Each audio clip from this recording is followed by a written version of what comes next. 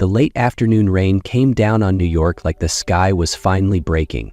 Cold gusts of wind tore through the streets, flipping umbrellas inside out while angry drivers laid on their horns. At the Brooklyn Farmers Market, Lena Carter was trying to shield her tiny flower stand with a worn-out plastic tarp. She was no stranger to rain, nor to long gray days with frozen fingers and dripping bouquets. But this time, fate arrived soaked to the bone, wearing a suit. He appeared suddenly at the far end of the alley, tall and determined, walking briskly. His navy Italian suit, clearly custom-tailored, clung to his lean frame, now completely drenched. The crisp white dress shirt underneath had turned a soft gray from the rain, and his Burberry silk tie hung loose around his neck. His polished black Salvatore Ferragamo shoes squelched with each step, puddles forming with every movement. He looked like a fashion editorial gone wrong, elegant, expensive, and completely defeated by the weather. "Excuse me," he panted, stepping in front of Lena's booth, rain dripping from his hair down to his chin. "I need your help, just 5 minutes." Lena frowned, still holding tight to a bouquet of lavender. Help with what? The man, early 30s maybe, took a breath, then dropped to his knees in the puddle before her. From his soaked coat, he pulled out a velvet box, now damp and wilting.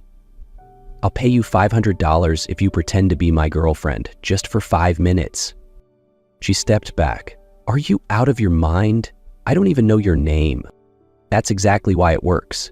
He looked up, pale gray eyes filled with urgency. "I'm Julian West. My family's waiting at a dinner. They believe I'm in a serious relationship. If I walk in alone, it'll be bad. And you think I, a total stranger in a market, am your best option?" "You don't have to do much," Julian pleaded. "Just stand beside me, smile a little, nod once or twice. I'll take you home right after." Lena looked at him, then at the crushed bouquet by her feet, then thought of Emily's tuition, still unpaid. $500 wasn't nothing, and there was something in his eyes that didn't feel fake. "Fine," she said softly, "but I have one condition." "Anything. If I get humiliated, I leave. No money needed." Julian stood up, smiling for the first time through the downpour. "Deal." They rushed out of the market, into the city's chaotic storm. Lena didn't yet realize those 5 minutes were about to change everything. The sleek black SUV turned onto the tree-lined streets of Upper East Side, where red brick townhouses stood beside pristine white mansions with wrought iron gates. Lena stared out the window, her heart pounding as she spotted luxury cars lining both sides of the curb.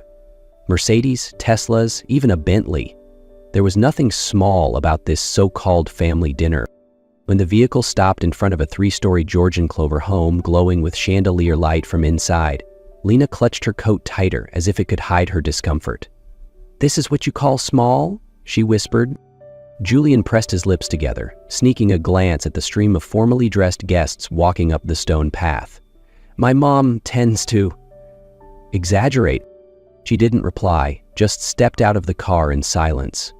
As they reached the front steps, Julian gently took her hand. "Just remember, 5 minutes." The moment the door opened, Lena felt like she had stepped into another world. The foyer alone was larger than the apartment she shared with her sister. Crystal chandeliers hung from a high ceiling, polished wooden floors reflected the light like a mirror, and the air was thick with the scent of wine and expensive perfume.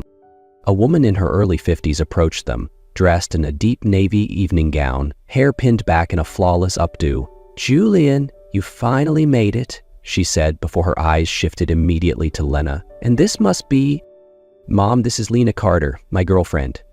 Elaine West raised an eyebrow, her gaze sweeping over Lena head to toe, unapologetically. Yet instead of disdain, she offered a polite smile. "Lovely to meet you, Lena." "You too, ma'am."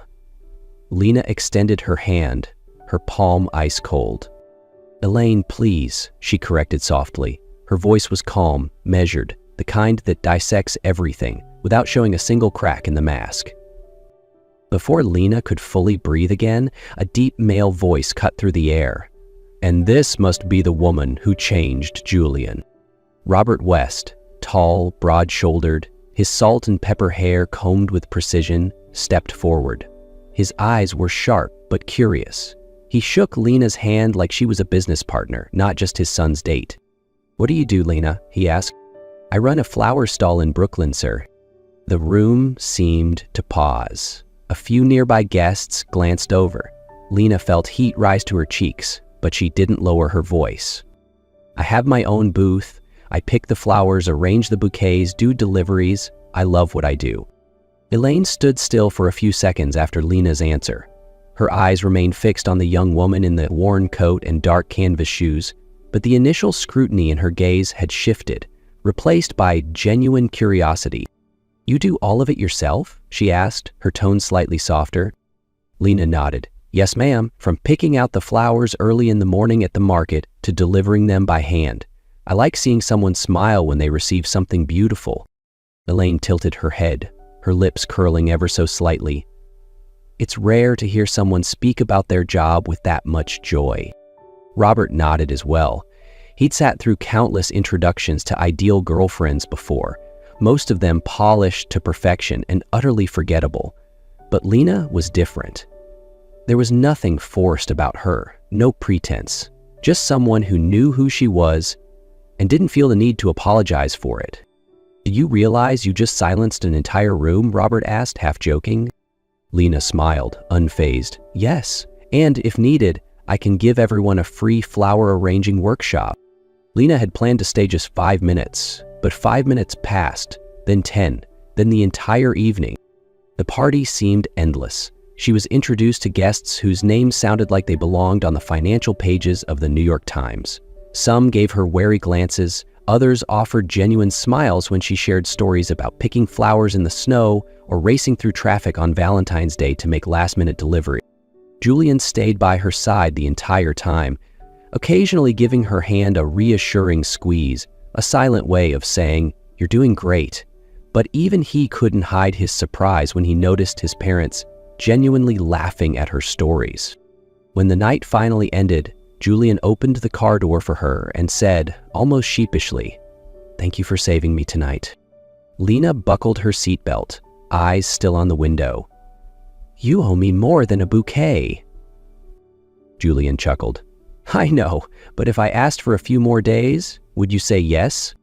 She turned to look at him, half skeptical, half amused. "How many minutes this time?" "At around 2 weeks." "Who are we lying to for 2 whole weeks?" "The whole world," Julian exhaled, "until the company's charity gala. My family thinks I'm about to announce an engagement. I just can't go through with that." She paused. 2 weeks sounded ridiculous, but 2 weeks also meant she could buy Emily's new textbooks. And Julian's eyes in that moment, they didn't belong to someone playing a part. There was something fragile, honest. "Fine," she nodded slowly, "but no crossing lines. And I'm not a prop." Julian smiled, relieved, as if he'd just been rescued again. "I swear." 3 days later, Julian showed up at the Brooklyn market, holding a folder of papers and wearing a sheepish grin. "We've got some prep work to do," he announced. "Such as?" Lena tilted her head. "Dance lessons, etiquette class, and wardrobe." "You're joking." She looked at him like he'd fallen out of the sky. "Nope, there's always an opening waltz at the gala." Lena sighed. "I can dance salsa, cumbia, bachata. Waltz sounds like something from my great-grandfather's time." "Well, I think your great-grandfather would smile seeing you waltzing at the plaza." She laughed. "Aren't you afraid I'll crush your precious Italian shoes? As long as you don't step on my heart, we're good." Lena stood silent for a second before bursting into laughter. Real, full laughter. She didn't know why, but this pretend relationship was starting to feel more real than she'd expected. The days that followed felt like a whirlwind. Lena, used to the scent of soil and fresh blossoms, now had to learn how to hold her posture when walking into a ballroom, memorize which glass was meant for which wine, and move to classical music she'd never heard before. Every class was a challenge.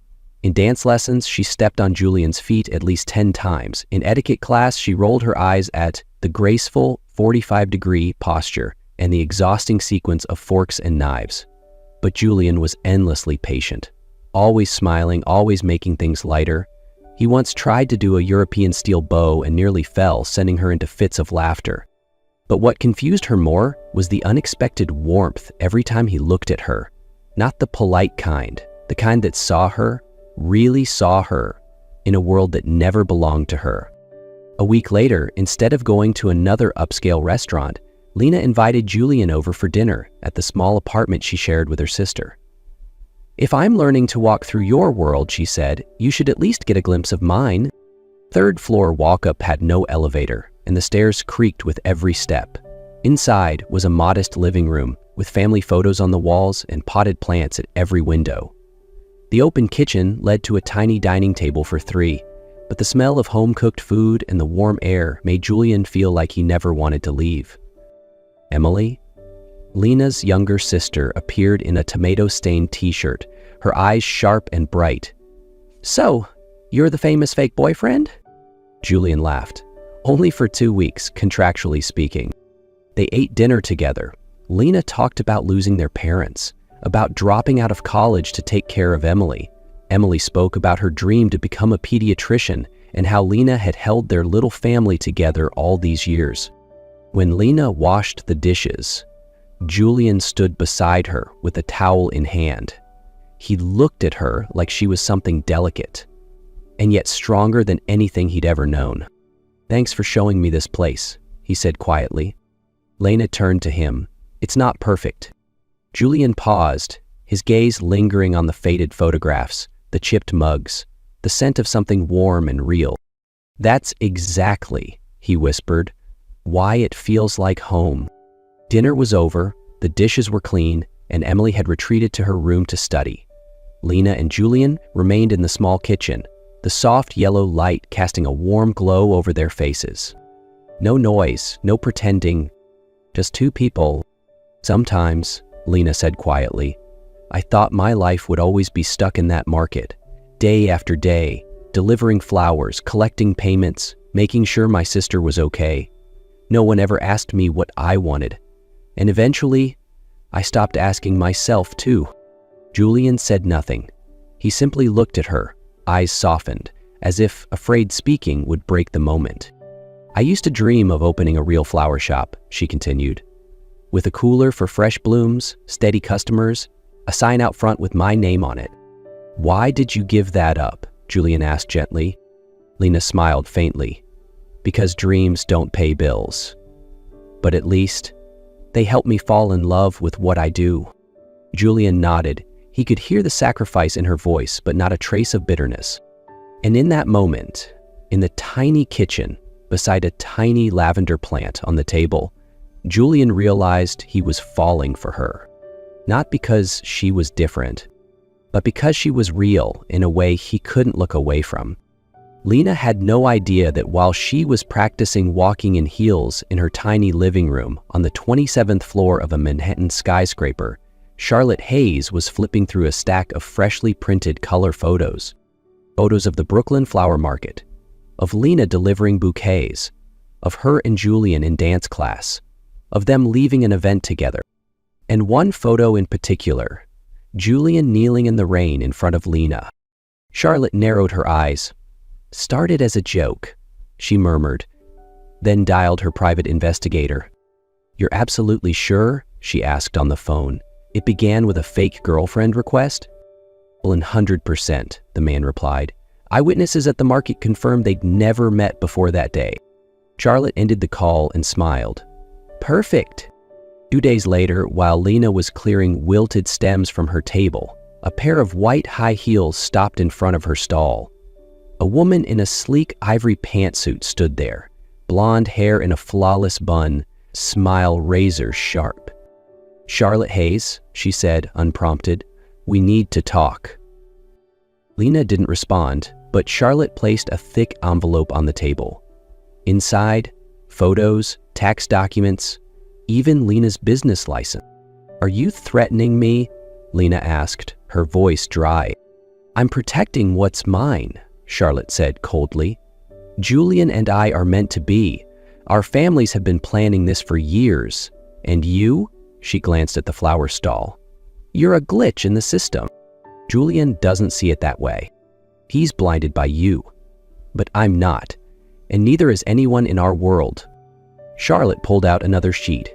Your business license expired last month. Your tax filings are incomplete. I can call the city right now. You can't. I can, and I will. Unless you do the right thing, disappear from Julian's life. Tonight. Lena stared at the scattered photos. Moments that once felt beautiful now turned into evidence against her. She thought of Emily, of tuition, of their little apartment, of the dream shop, still out of reach. And if I tell Julian? Charlotte laughed, a sound void of joy. He won't believe you, and if he does, I'll make sure every society column headlines it by morning. Heir to Westwood duped by Brooklyn flower girl. Lena clenched her fists, then exhaled. You're very calculated. I'm a haze. And with the chill of a winter breeze sweeping through the damp market, Charlotte turned and walked away, leaving Lena with a shattered heart and one cruel choice. Walk away or lose everything. That entire afternoon, Lena couldn't focus on anything. The fresh flowers around her seemed to have lost their scent. Her hands trembled as she trimmed stems, and her gaze kept drifting into empty space.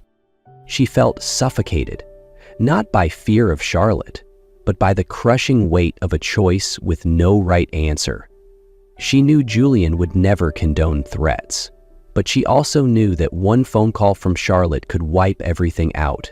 The flower stall, Emily's education, the tiny world she had fought so hard to protect. That evening, when Julian knocked on her apartment door, holding tickets to a charity concert and flashing his usual bright smile, Lena felt her heart fracture. You're here, she said, her voice so soft even she could barely hear it. Are you okay? Julian asked, concern deep in his eyes. Julian. She sat down slowly, wringing her hands. I think we should stop this. He froze. What did you say? This. The pretending. All of it. Her voice cracked. I can't keep doing it. Lena, what happened? Are you saying this because you want to or because someone made you? She bit her lip. She wanted to tell him, scream the truth. But then she saw Emily in her mind, smiling after class, arms full of medical books. She couldn't gamble her sister's future for a love that might not survive reality. I just realized we're from different worlds, she whispered. And maybe love isn't enough to survive everything. Julian looked at her, searching for something, a flicker of hope, but Lena remained silent. When he finally walked away, saying nothing more, she let herself collapse. Tears soaked her palms. Her chest tightened with a pain she couldn't breathe through. Julian didn't sleep that night. He sat alone in his luxury apartment, staring into the dark skyline through the glass, where New York City lights blinked indifferently at his pain. Lena's last words echoed endlessly in his mind. I think we should stop this.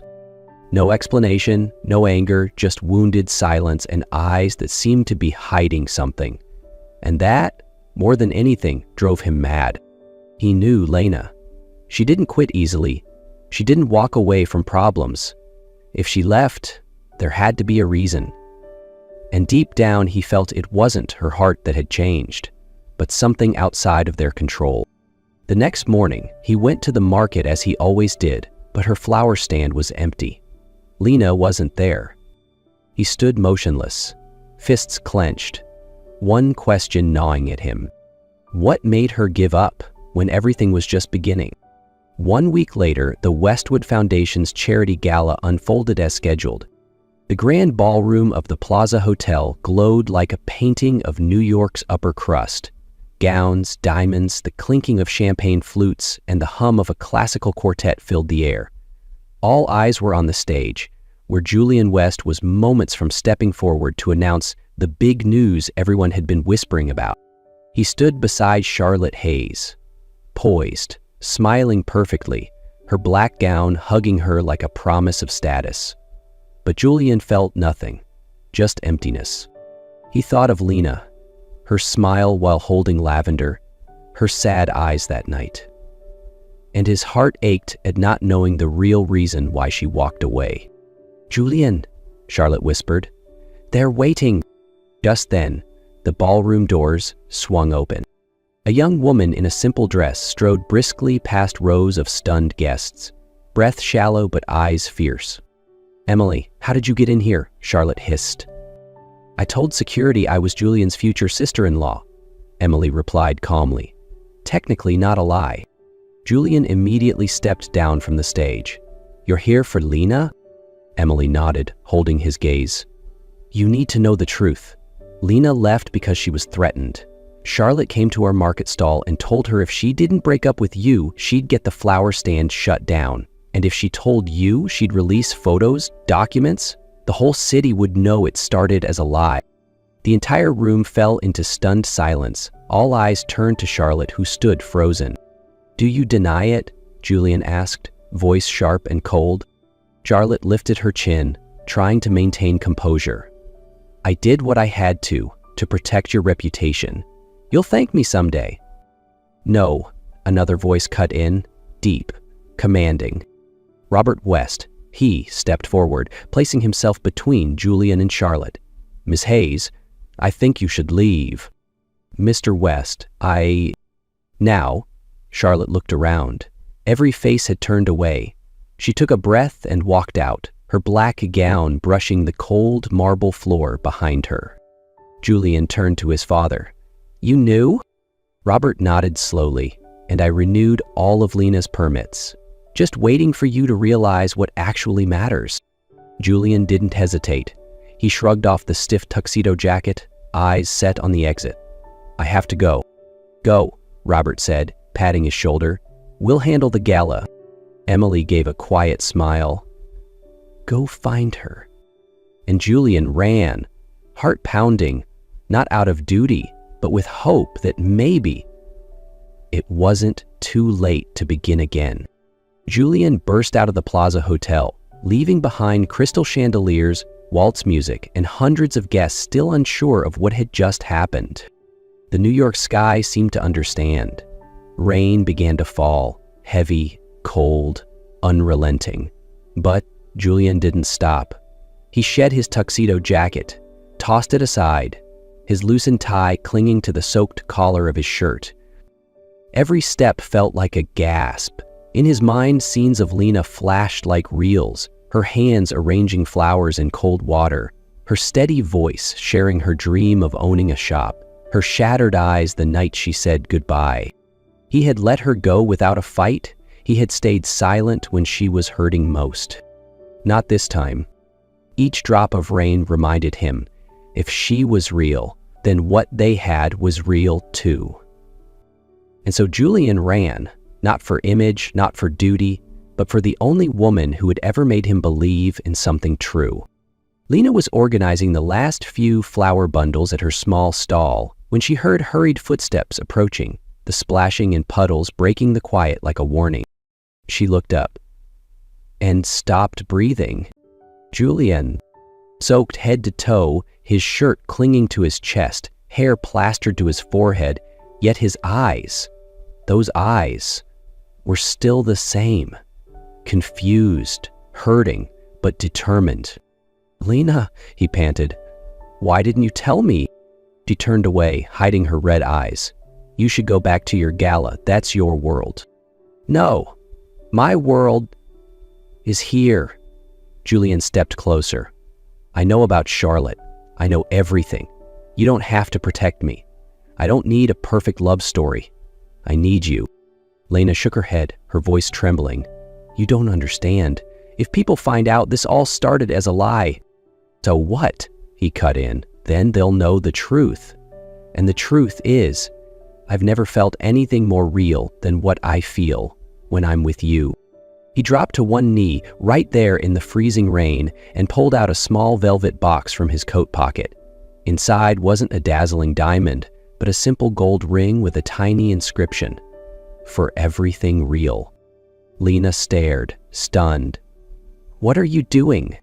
I'm apologizing for not running after you sooner, for not protecting the most important thing in my life. And now I'm asking, Lena Martinez, will you spend the rest of your life with me, not as a pretend story, but as something real. The rain kept falling. Lena looked at him, at the ring, at herself. All the fear, the threats, the voices saying she wasn't enough. They washed away in the storm, leaving only one thing: trust. She nodded, then laughed through her tears. "You're insane." Julian laughed too. "Crazy for you." She reached out her hand, and with fingers still trembling from cold and love, he slipped the ring onto her fourth finger. The moment Julian slipped the ring onto her finger, time seemed to pause. Lena looked down at her hand. Her fourth finger now held a simple band, yet it carried the weight of something far more precious. Not because of price, but because of the quiet promise etched inside. For everything real. She choked up. A year ago, she was just a flower vendor with dirt on her hands and petals in her hair. Now, in the middle of New York City, in the arms of a man she never imagined would enter her life, she felt like she was living something more beautiful than any dream. Julian didn't speak.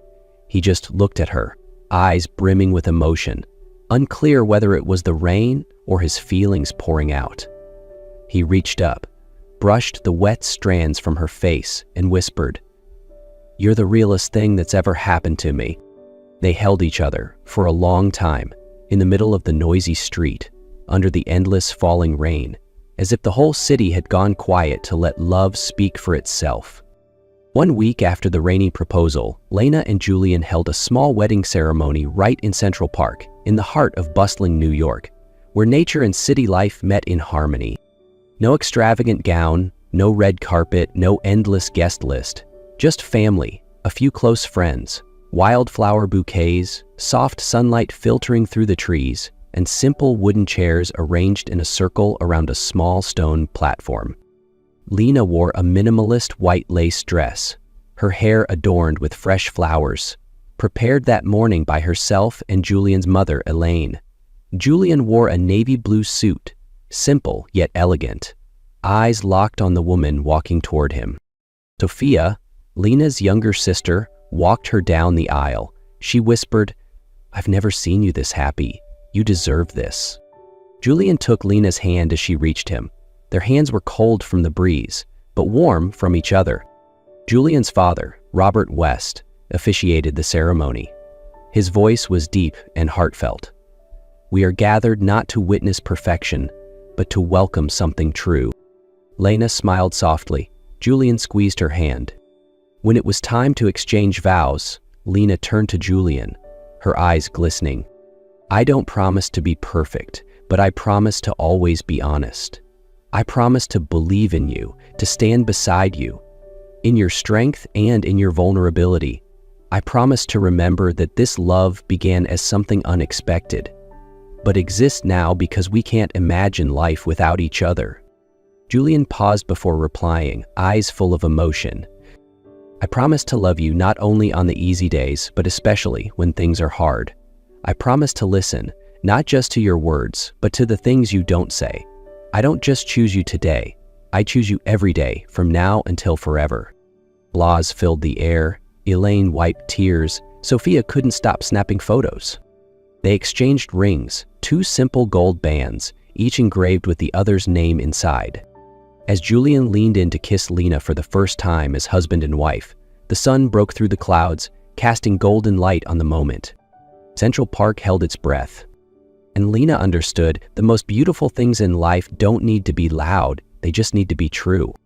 A year after the Central Park wedding, Lena's life had entered a new chapter, peaceful yet full of purpose. Lena was now the Director of Community Development at Westwood Group, a position personally created by Mr. Robert after witnessing how she led and listened to people, even in the smallest moments. From her tiny apartment in Queens, Lena now oversaw major initiatives, connecting donors with underserved neighborhoods, launching practical education programs for at-risk youth, and helping local vendors transition into digital platforms. But what made her most proud was that every idea started from something she had lived. She never forgot where she came from. She still kept her old florist's apron hanging behind her office door, a quiet reminder of her roots. Meanwhile, Emily, the little sister Lena had once protected with everything she had, was now an intern at a major Manhattan hospital funded by the Westwood Foundation. She wore her white coat with a name tag that read, Emily Marino, intern, and every time she walked the hospital corridors, a quiet voice reminded her, "My sister made the impossible possible. Now it's my turn." Lena and Emily still spent weekends together, cooking, swapping work stories, and sometimes sitting in silence, staring at Lena's engagement ring she often left on the kitchen counter. Neither of them dreamed of a glamorous life, but they both knew the most precious things, love, opportunity, family, always find those who are patient and truly sincere. On a quiet Saturday morning, just as Lena's flower shop opened, Julian walked in carrying a crate of fresh oranges. She laughed as he set the box on the wooden table, the exact spot where she once placed a basket of orange blossoms. "You still remember?" Lena asked. Julian nodded. "How could I forget? You gave me a slice of orange and eventually, your whole life." They peeled the oranges together, sharing slice after slice, just as they always shared everything now, from joy to struggle. The room filled with the gentle sweetness of citrus, mingling with the fresh scent of morning flowers. "Did you ever think," Lena asked, "that one little lie could lead to a real marriage?" Julian gently squeezed her hand. "It wasn't a lie. It was bravery. We were both brave that rainy night." Outside, a soft rain began to fall, tapping against the market roof. Julian and Lena stepped out under the awning, standing together hand in hand. Neither spoke. They simply watched the rain fall, as if time had folded back into that very first night. Their eyes met. No vows needed, just the quiet certainty in their clasped hands. Enough to know they would walk forward, together, far beyond what that first rainy evening had ever dared to imagine.